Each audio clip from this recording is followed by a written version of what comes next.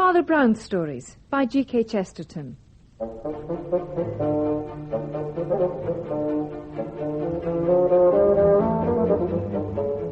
We present The Perishing of the Pendragons, adapted by John Scotney, with Andrew Sachs as Father Brown.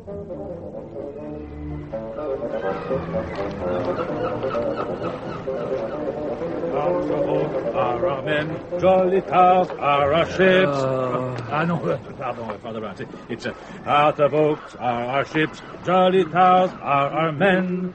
We always are ready. Steady, boys, steady. Well done, Monsieur Flambeau. Oh, thank you, Sir Cecil.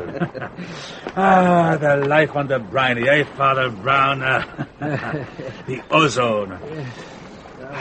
I told you a sea trip would do you good. You've been working too hard. Yes, it's most kind of you, Sir Cecil, to take us out on your yacht.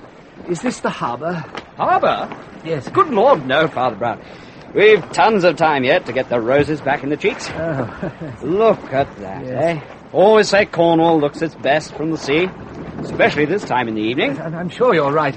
When exactly will we put into the harbour? Well, I thought we'd put into Newlyn. Pretty little fishing place, full of these painter johnnies. Yes, is it very far to Newlyn? What? Do we get there quite soon? I say, look at those rocks. Do you see them, Father Brown? Do you see? Yes, I do.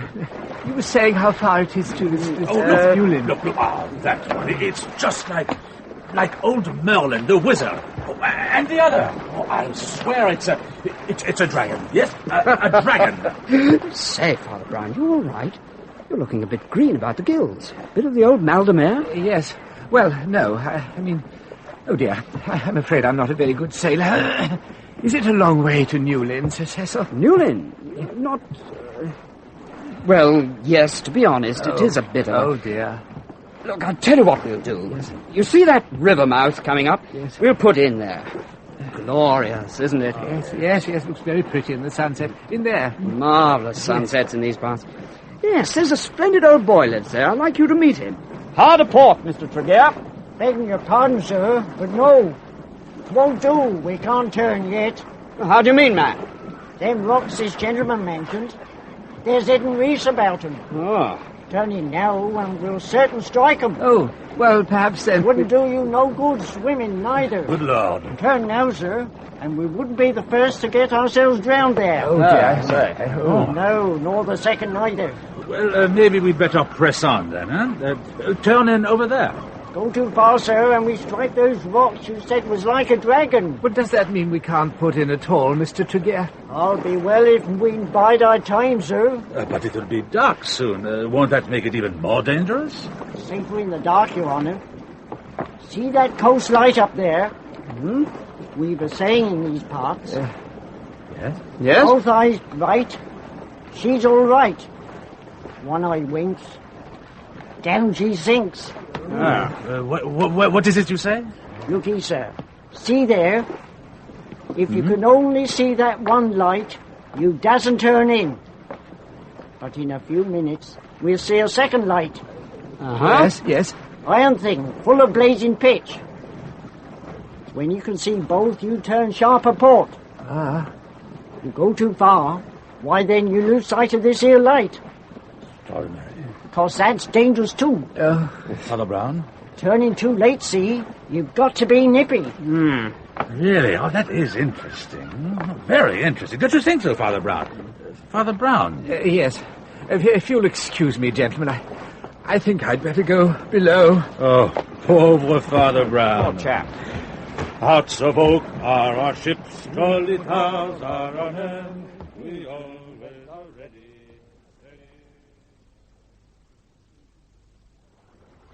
Two eyes bright. She's all right. All right.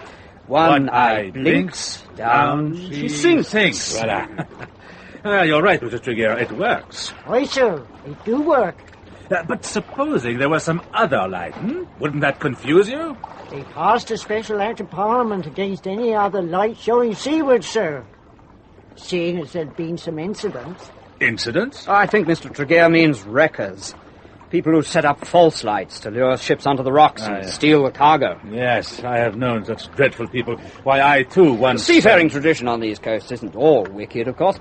As great or greater seamen came from Cornwall as from Devon. You'll meet one when we meet the old sea dog we call the Admiral. The Admiral? Yes.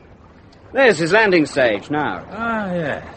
Shouldn't you call Father Brown? The river water's calm enough. Oh, I think he'd rather wait until we're safely tied up.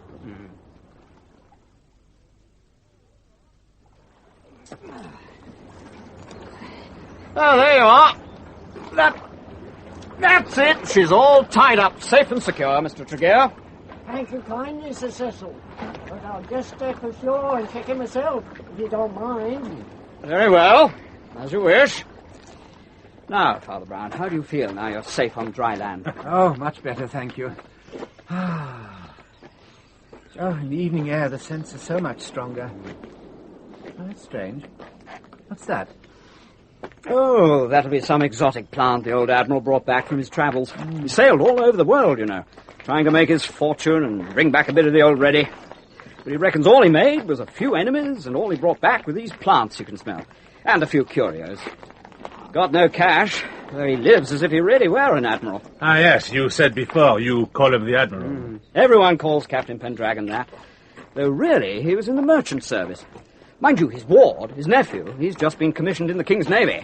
Tickle the old boy pink, that did. No, there's another smell. Is there a kerosene lamp about? Oh, never mind the smells. Have you seen this wooden tower? Oh, good heavens, it's huge. As if it were built by a giant carpenter. Rather a cack-handed giant. Yes. Oh, look, there. Maybe that's where the smell came from. Do you see? There are some people with a little fire. Just some campers, I expect. You always get a few at this time. Though usually the old Admiral chases them away. If he doesn't like the campers, are you sure he'll want to meet us? Turning up out of the blue like this? Oh, of course he will. Knew Walter. That's his nephew at school. The rich little tyke was my fag. Fag? Yes. Inherited the family fortune when he was 12. Ghastly accident. Killed his father and mother, and the Admiral became his guardian. Didn't let young Walter see much of the money. Reckoned it'd spoil him. Wanted to keep it intact till he came of age. Anyway, come on. We must meet the old pirate. How do we find our way to the house? It seems very dark. Oh, simple, old boy. Just follow this wooden fence. It's not far. Look, there's the house. Bit hard to see. Got no windows facing seawards. There's a man there with a cutlass. Dash it all, no windows. That must be because of the Bally Act of Parliament Tregear told us about. He's attacking... He's attacking a fence. Who's that? Let me, this is private land. What do you think you're doing? Who are you? Admiral, it's only me. Huh? Cecil? Fanshawe? Sir Cecil Fanshawe. Fanshawe? Oh, yeah. Cecil Fanshawe, Walter's friend. Look, Fanshawe, I'm afraid you've chosen rather an awkward moment. I feel we've come at the wrong moment. Yes, perhaps we should... Look, Admiral, if you'd rather we... Well, it's not... No, what am I saying? Come on up. Delighted to see you. Are you sure? Of course. These friends of yours, are they? Father Brown and Monsieur Flambeau. Enchanté, Amiral. We met in Falmouth, where Father Brown is convalescing. Glad to make your acquaintance, gentlemen. Tell me, Admiral, do you generally attack the scenery with a sword whenever you want to go for a walk? No, you've got to cut down this fence somehow. It's spoiling all the plants, and this old cutlass come to hand. Besides, gives me a chance to work off the frustration of being stuck here when I'm used to sailing all over the world. And for that matter, hacking me way through the green poisonous jungle. Not this half-rotten fencing. Why do you stay here, then, sir, instead of going back to the sea? So some confounded old bargain scribbled in a family Bible. Oh? But, to what do I owe the pleasure of this visit?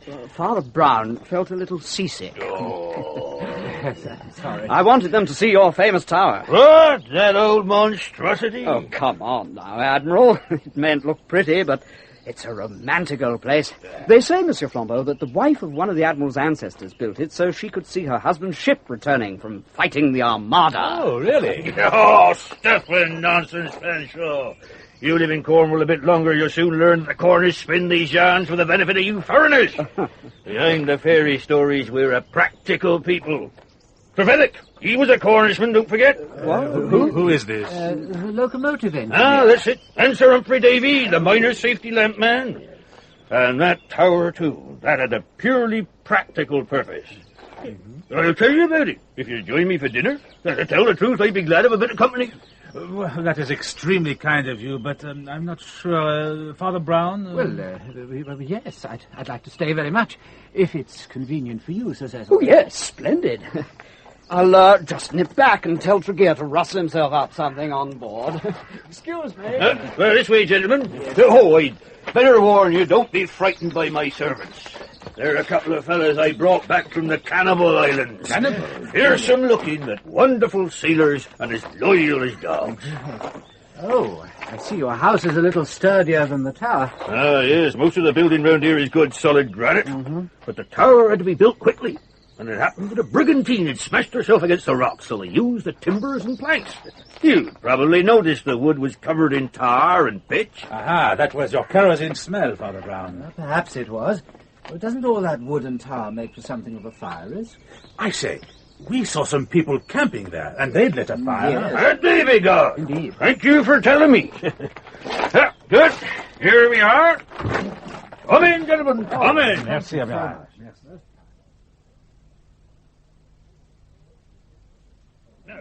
What will you drink?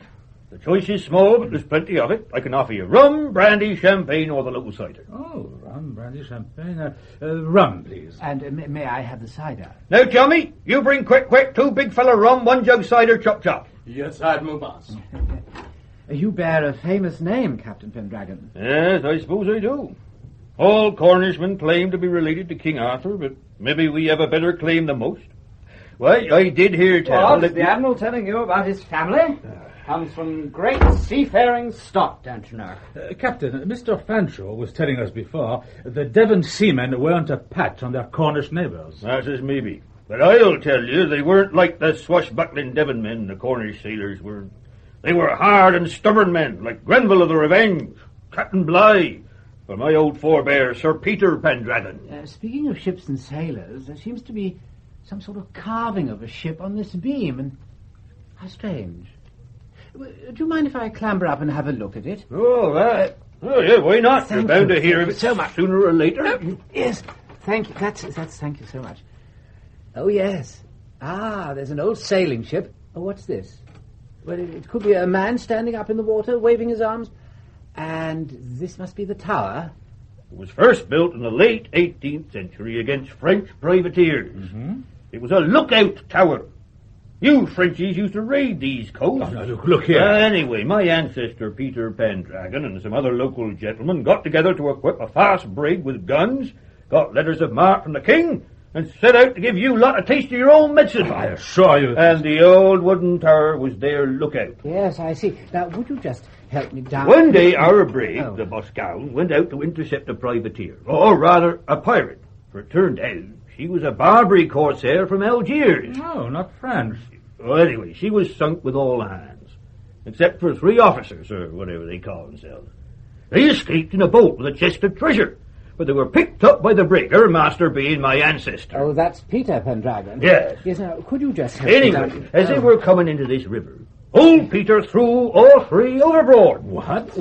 Could you just help me down? Oh, I'm so there sorry. they are. Thank you so. That's so kind. Thank Well, you so much. 2 drowned immediately, Yes. but the 3rd struck shallower water and raised his arms and shouted something in their heathen tongue before the current caught him and swept him away.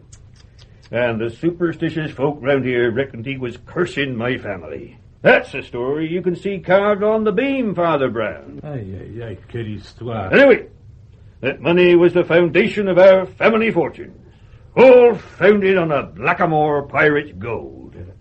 Yeah, and speaking of Blackamoors, where's our drinks? Tommy, why you long time bugger off? Quick!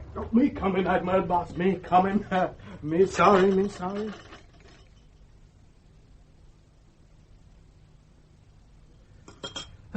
Thank you, Captain. That was an excellent meal. Yes, I don't do myself badly.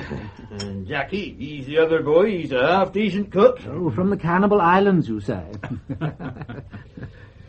Would you have some brandy with your coffee? Thanks. Thank you very much, yes.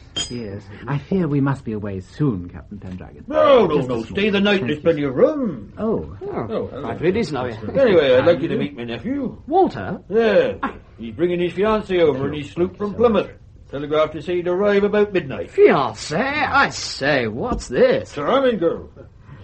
Mind you, I've told him he can't marry till he comes of age. But that won't be long. Isn't it dangerous sailing in so late? Maybe. But he knows these waters well enough. Besides, there's a trick to finding the passage at night. Both eyes bright, she's all right. By Jove, Captain, your brandy is as good as your champagne. As I say, I like to do myself well. Some consolation for being stuck here instead of being at sea. Oh, yes, you said there was some reason for this. Something to do with the family Bible. Ah, yes. I'll show you. Thank you, Here. Here we are. See? We all set our hand to it. Yes. See? Me, my father, and my brother, and that childish hand, that's Walter. We, the undersigned, do hereby... What's the point of it? The point? Well, my father had just two boys, me and my elder brother, John. Our poor mother died young. I've always been a bachelor, but John married. Walter, my ward, is his son. Yes. The sea was in our blood, and we were each master of one of the family vessels. The business side was left to our agents. My father commanded the Boscawen. The name had become a family tradition. It was our largest vessel on the Australian run. We had mining interests there. And you were in the South Seas. I was. I'm sorry, I still don't understand. This has something to do with the Muslim's curse? That it has. Over the years, we had our share of tragedies and misfortunes as a family, perhaps no more than happens to any other family that votes all its sons to sea. But my father, now, he was a strange man. And as he grew older, he grew stranger. In many ways, he was as skeptical as I am, but he became obsessed with this curse idea. Eventually, he developed a notion to settle whether it was truth or trash. If all us Pendragons sailed about anyhow, he thought there'd be too much chance of natural catastrophes to prove anything.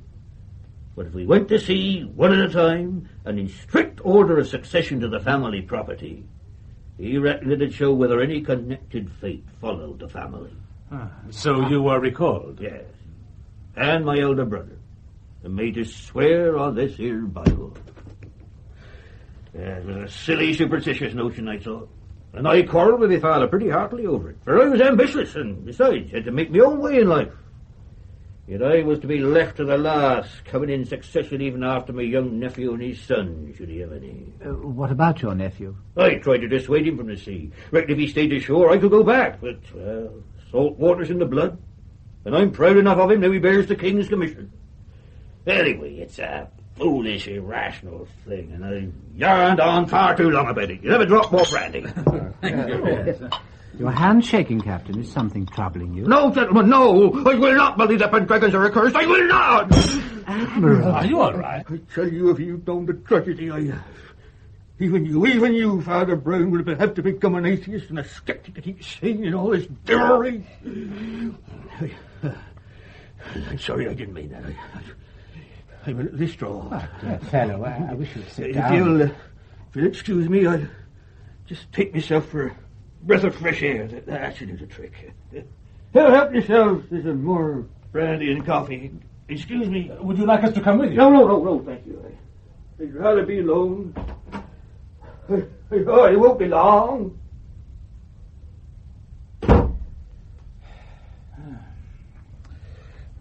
Well, you can't blame the old boy for being a bit het up.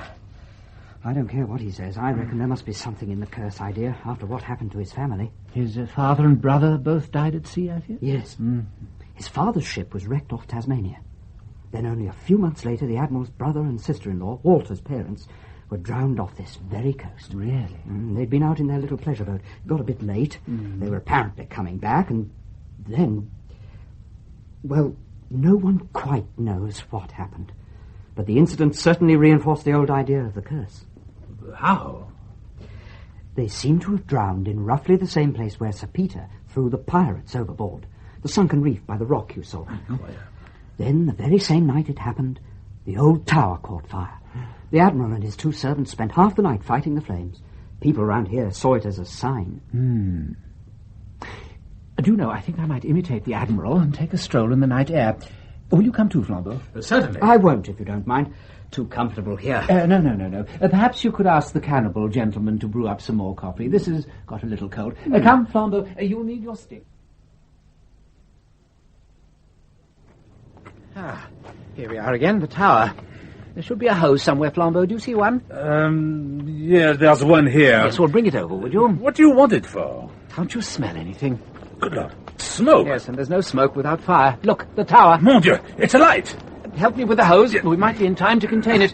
Here, lucky we hadn't gone to bed. I suppose it can't spread to the house. Well, you may remember that fence that might have carried it was cut away. Look, the door's open.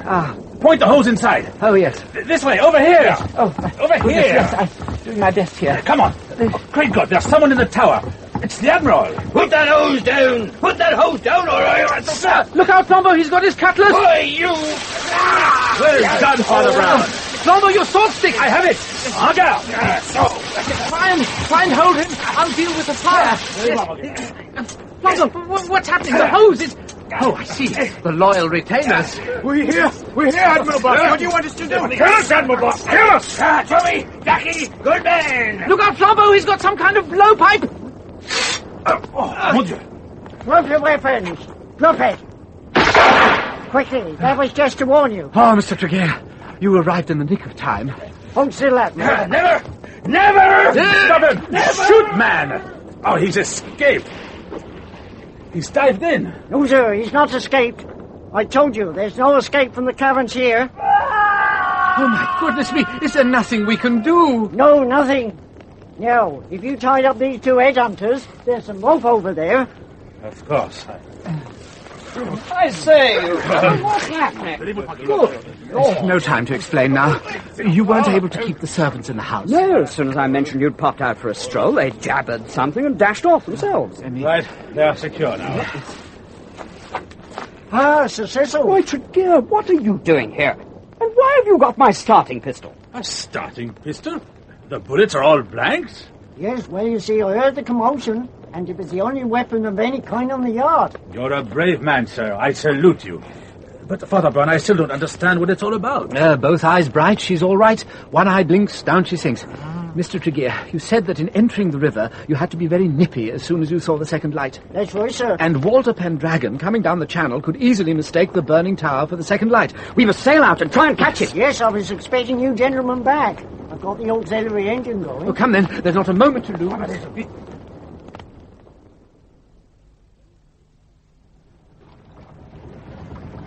Still no sign, and it's nearly 1 o'clock.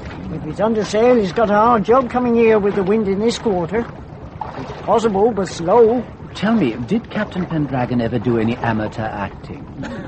Yes, he did, as a matter of fact.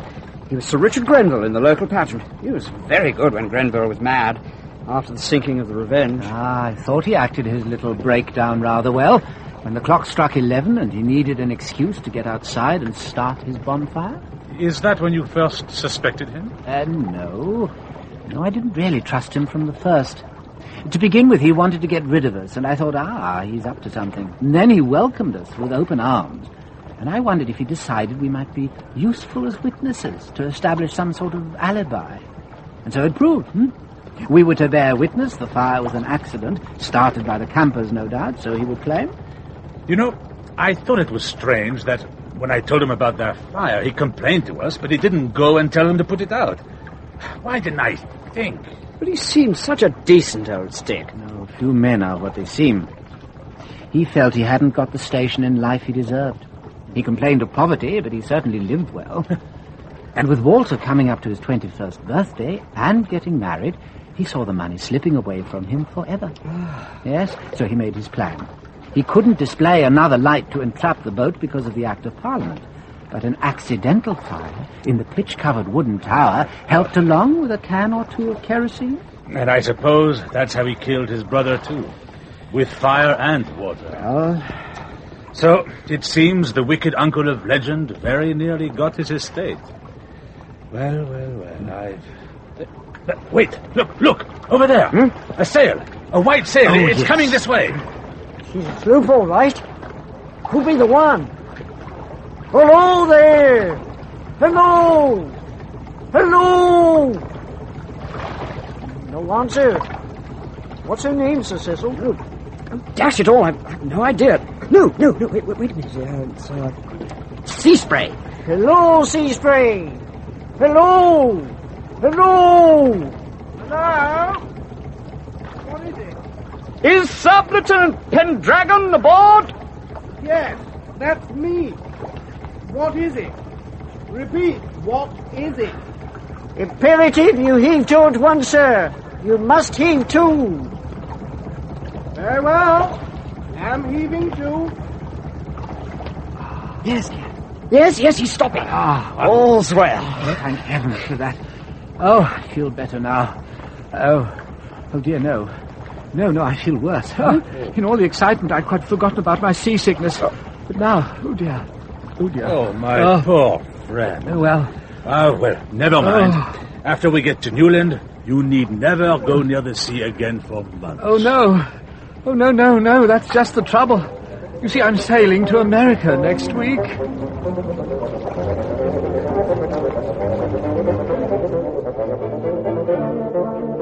In The Perishing of the Pendragons by G.K. Chesterton, the part of Father Brown was played by Andrew Sachs, Flambeau by Olivier Pierre, the Admiral, Edward Kelsey, Sir Cecil Fanshawe, Brian Hewlett, Tregear, Keith Crawshaw, Tommy and Walter, James Good. The Perishing of the Pendragons was adapted by John Scotney and directed from Bristol by Alec Reed.